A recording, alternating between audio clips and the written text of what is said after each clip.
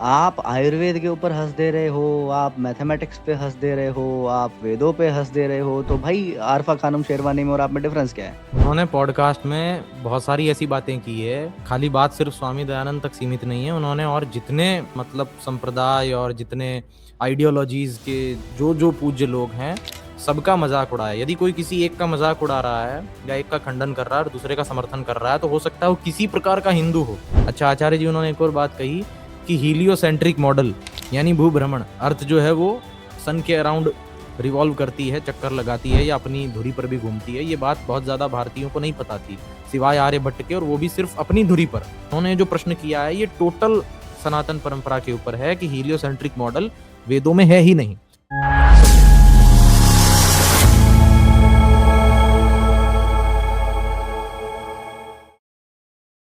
आप आयुर्वेद के ऊपर हंस दे रहे हो, आप मैथमेटिक्स पे हंस दे रहे हो, आप वेदों पे हंस दे रहे हो, तो भाई आरफा खानम शेरवानी में और आप में डिफरेंस क्या है? वो बता दो मुझे। हम्म। कौन सी प्लेबुक पे खेल रहे हो आप? अगर अच्छा आपको इन लगता है कि हाँ भाई ऑनेस्टी के साथ ये चीज वहां पर गलत है, तो एविडेंस दो ना उसके अच्छा मुझे वहां एक पर। चीज आप अच्छा मुझे एक चीज याद आ रही है, एक ऐसे हादसे याद आ रहा है बीच में। किसी ने जी। किसी से पूछा कि कोई प्रश्न पूछ लिया, तो एक कई लोग होते हैं उन्हें प्रश्न उत्तर आए ना आए लेकिन वो देंगे जरूर। तो उसके लिए हमारे यहाँ एक कहावत चलती है, लाल बुझक्कड़ बूझिया और न बूझा कोई, पाँव में चक्की बांध के हिरना कूदा कोई। किसी गांव में लोग हाथी को नहीं जानते थे, तो वहां से हाथी गुजरा, उसके बड़े बड़े पाँव के निशान रह गए।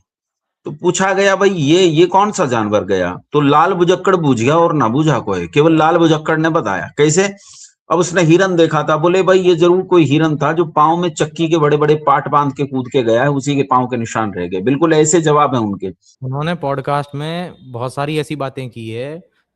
खाली बात सिर्फ स्वामी दयानंद तक सीमित नहीं है। उन्होंने और जितने मतलब संप्रदाय और जितने आइडियोलॉजीज के जो जो पूज्य लोग हैं, सबका मजाक उड़ाया। यदि कोई किसी एक का मजाक उड़ा रहा है या एक का खंडन कर रहा है और दूसरे का समर्थन कर रहा है, तो हो सकता है वो किसी प्रकार का हिंदू हो, लेकिन ये किसी को नहीं छोड़ते हैं।